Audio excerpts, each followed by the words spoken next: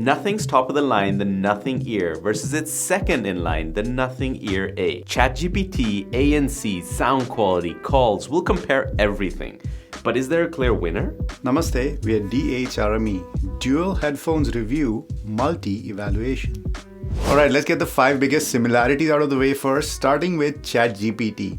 Now, this ChatGPT only works with a Nothing phone, and we just got that update, so we've delayed the review till we actually had the update.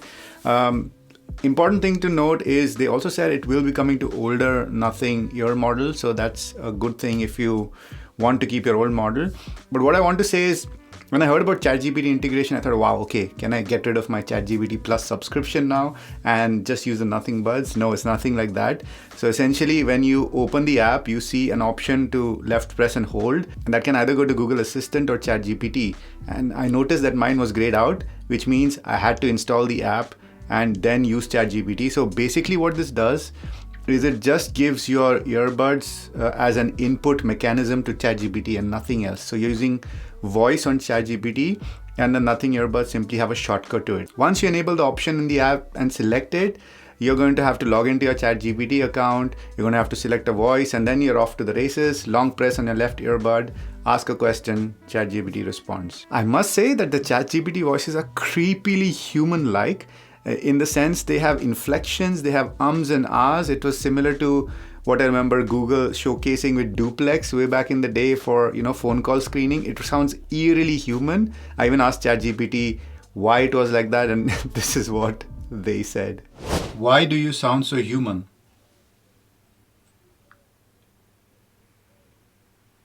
I'm designed to chat head in a way that feels natural and easy to follow.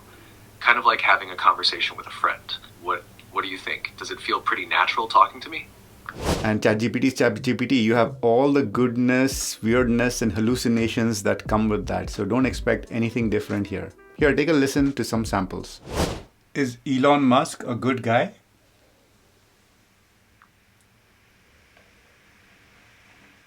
Elon Musk is a pretty polarizing figure. Some people admire him for his innovation and impact on technology, while others criticize his management style and public statements. It really depends on who you ask or what aspect of his work and public persona you're considering. What's your take on him? What do you think of the latest Nothing earbuds? You have reached the message cap for GPT-4. Please try again later. Now, in my brief time testing and using this, it has all the ChatGPT foibles, right? It does not respond instantly. When the screen was locked, I found that it was a bit unpredictable. I would have a notification saying you have a chat running for a long time when I didn't know I did. I'm gonna long press my left earbud. What is 7 times 9?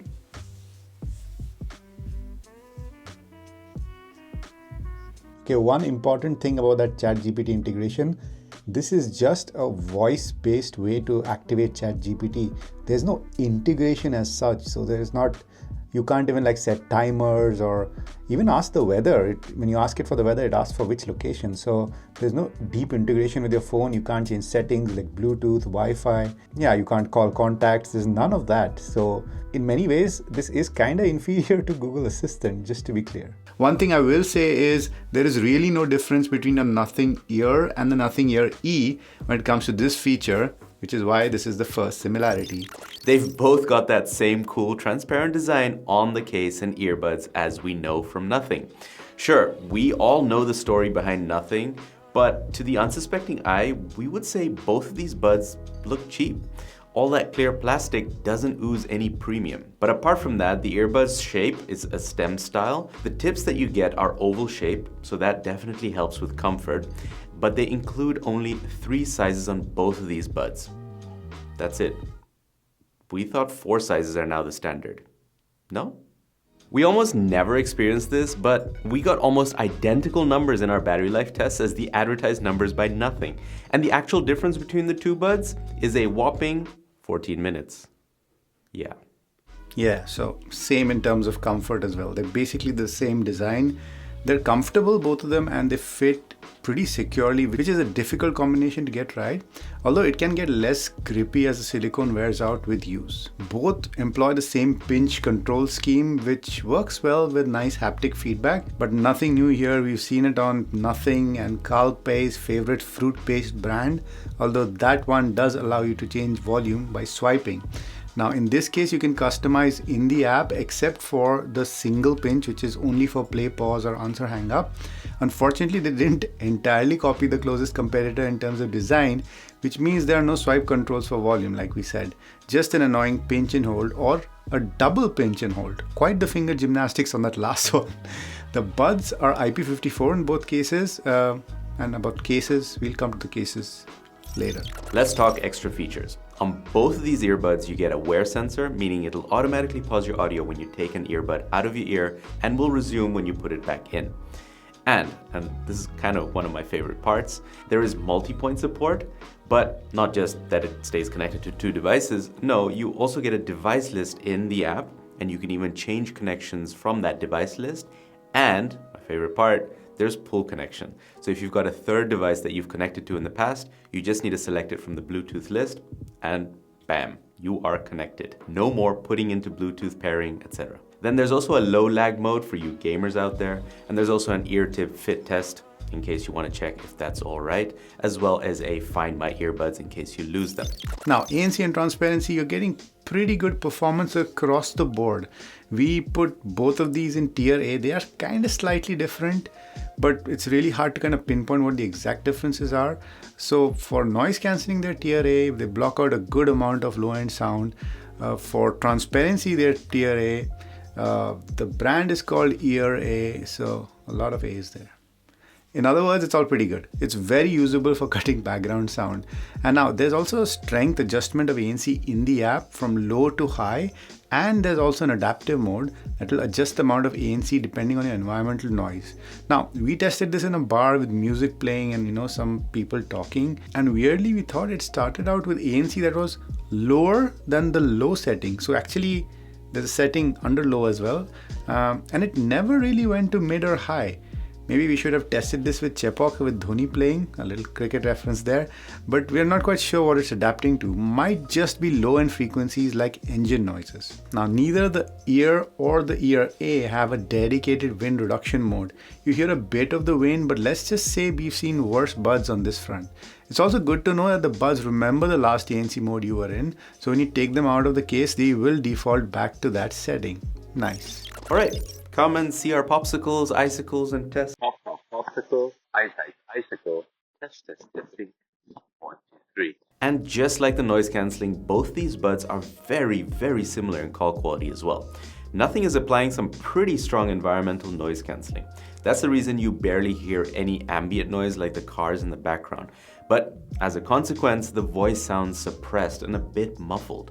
Although you hear a bit of the wind, the voice sounds the same. In our opinion, they are okay in a pinch and if you talk loudly. If you're a soft speaker or plan to make long calls outdoors, then there's nothing to see here. Now, what does the Fuckman get? You only get answer hang up and the ability to change volume using those finger gymnastics we talked about earlier. There's no mute here, guys, so you're gonna have to mute from the device itself. But you can change the ANC mode while you're on a call.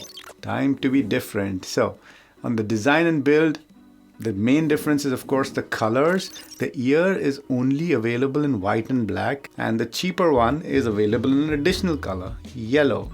Yeah, that yellow is an eye catcher all right, but also a bit of an acquired taste. The ear case has the famous fidget spinner dimple, and for the rest, an identical design to its predecessors. The Ear A has a completely different shaped case, a bit like ravioli pasta, no?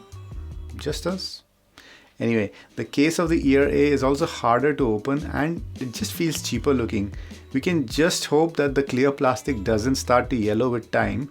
Well, good thing we chose the yellow color though. And to top off the part about battery life, there is wireless charging only on the Ear, not on the Ear A. You're gonna have to get your good old USB Type-C cable. And although the earbuds have the same IP rating, the difference is in the charging case. The Ear's charging case is IP55 rated, whereas the Ear A only has IPX2 on the charging case. But Let's be honest, how often is your case around proper dust and water? Not ours. Now let's talk about sound. I'm just gonna come out with it. Gosh, I just love how both these earbuds sound. Now the ear sounds pretty good compared to the ear A. The ear is definitely more bass boosted. Ironically, something many people might enjoy more. We think nothing's taken cues from the CMF Buds Pro that we also have checked out but never reviewed, and basically copy that sound signature on the ear A. The graph checks out as well. If you really ask me, there is little to no difference in the sound. Let me explain. I was rocking out to Lamb of God's Omerta while these came in, and there is definitely a certain refinement in the treble and a restraint overall on the Nothing ear. The sound is less bass focused and feels a bit wider and less in your head than the ear A.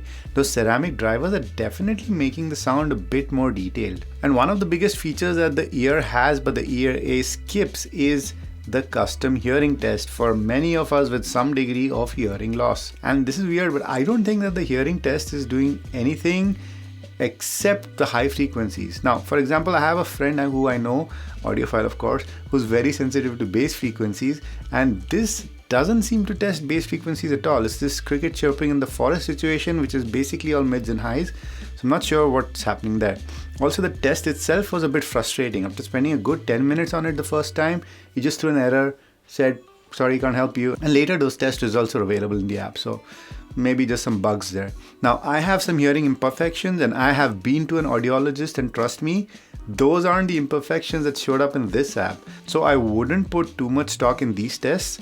Abhishek from What's New has done a nice analysis on Nothing's hearing test. We'll link it down below. It's also a channel you should definitely follow if you like audio. Now, there's also a parametric EQ that you can use to make exact adjustments if you know what you're doing, and that is only available on the ear and not the ear A. The ear A has a more like, I know, stupid people audio system with like 3 axes and you can move stuff around. But yeah, it's not an EQ. Let's just put it to that. Now, in addition, there's a bass enhance option that you get on both, but there seems to be a bug in that as well because mine seemed to get stuck while I was testing. So just to give you an example, once I switched it on, it wouldn't turn off. Even when it showed that it was turned off in the UI, I could just clearly hear that the bass was super boosted. So what I had to do was switch it back on, move the slider all the way down, and then turn off. And that seemed to help. But it's a nice option to add some oomph in case you just want to turn off the bass and not mess with other frequencies, similar to the clear bass slider on the Sony's WF series. So clearly for me, the ear has an edge on the ear A, guys. But seriously, both of these are very well tuned earbuds for most kind of music, and none of the differences that we talked about transformed the Nothing to the Moondog Dusk or anything like that. For my about average listening ability, both of these are clearly very capable for listening to music on the go, and let's face it, ain't no one gonna do anything else with these. All right, what's my pick? Well, it's the Nothing Ear A. I don't care much for sound. They both sound fine for my use case.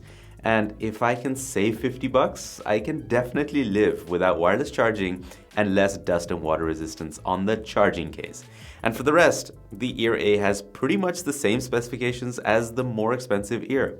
Same ANC and transparency, similar call quality, IP54 rated buds, the same pinch controls, multi-point support, as well as a bunch of other extra features. How's that pick of yours, Rohan? Well, I guess I'm just not feeling Kevin's pick. To me, the Nothing Ear E sounds good and is very comfortable and good ANC and transparency, and for most people, that's fine. But for me, the slightly better sound and the fact that the case just feels a little less basic helps. I don't even need the LHDC codec or maybe even the parametric advanced EQ. They're all nice to have. And the IP rating is also nice to have on the case because I'm a klutz in real life. And wireless charging is another nice to have. That ChatGPT integration, another nice to have. So a bunch of nice to haves, total up to must have. Anyway, the good news here is both of these are pretty great. Nothing's turned a corner after the Ear 1 by listening to the community and ironing out kinks in their sound. They had already nailed the physical design and comfort before, and they've iterated and polished all the right elements. Guys, we know many reviewers got early samples sent by Nothing. We got nothing. So we went out and bought Nothing. And we can do that because of your support. Yes, you, our lovely patrons and YouTube members. And of course, our extra lovely ones at the Fuckmonth tier. Radioactive Iguana Dude, Paula, and Gamma Panda. Thank you very, very much. You've been looking at nothing in our ears. And we've been DHRME. Dewey. Dewey. All right, come and see our popsicles, icicles, and testing of microphones that we do for earbuds and headphones here on the channel. I hope you were thinking the same thing.